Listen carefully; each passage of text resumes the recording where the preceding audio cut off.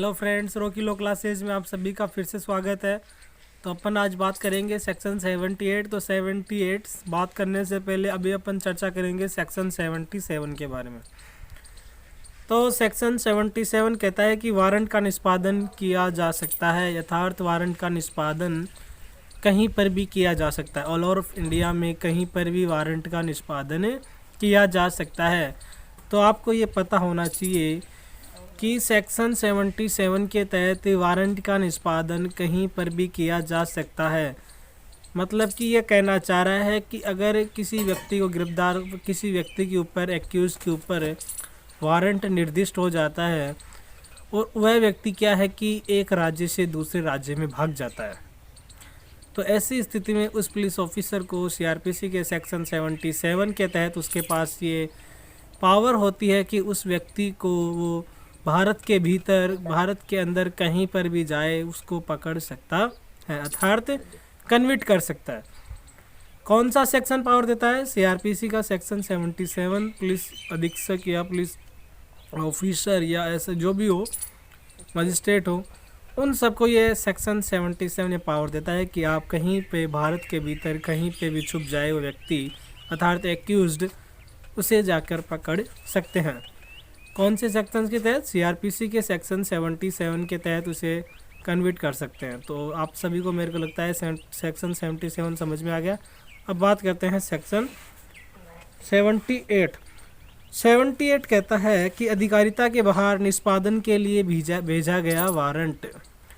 तो सेक्शन 78 में बताया गया है, मान लीजिए किसी व्यक्ति पे वारंट निर्दिष्ट हो गया और वह व्यक्ति उस न्यायालय की जुरिडिक्शन अर्थात न्याय अधिकारिता से बाहर चला गया, मतलब कि अन्य न्याय मजिस्ट्रेट की अधिकारिता में प्रवेश कर गया। उसकी अधिकारिता में वह जिस, मतलब कि क्राइम तो कर दिया उसकी अधिकारिता में, जिस मजिस्ट्रेट, मतलब कि जिस मजिस्ट्रेट ने वारंट इशू किया है, लेकिन वह किसी अन्य मजिस्ट्रेट की अधिकारिता में चला जाता है।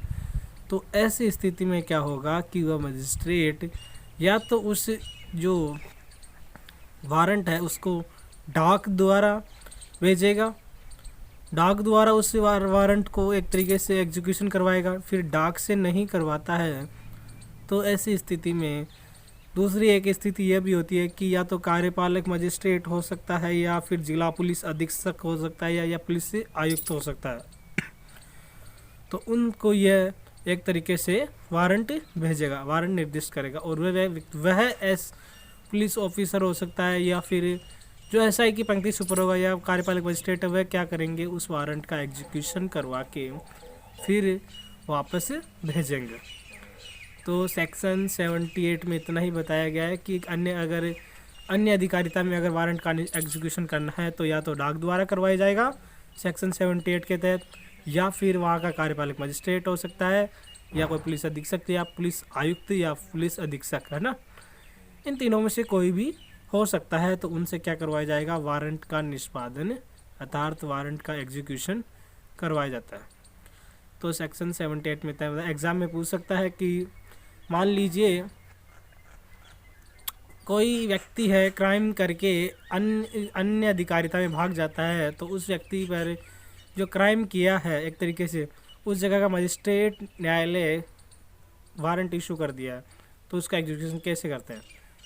तो उसका एग्जीक्यूशन ऐसे होगा कि या तो डाक द्वारा होगा या फिर बता दिया ना, कार्यपालक मजिस्ट्रेट हो सकता है जिसके अधिकारिता में भागा है, वहाँ का पुलिस अधीक्षक या फिर पुलिस आयुक्त, उनको क्या है कि जो न्यायालय इशू करेगा वह उनको भेजेगा वारंट, यानी आप इनका इमीडिएटली एग्जीक्यूशन कराए।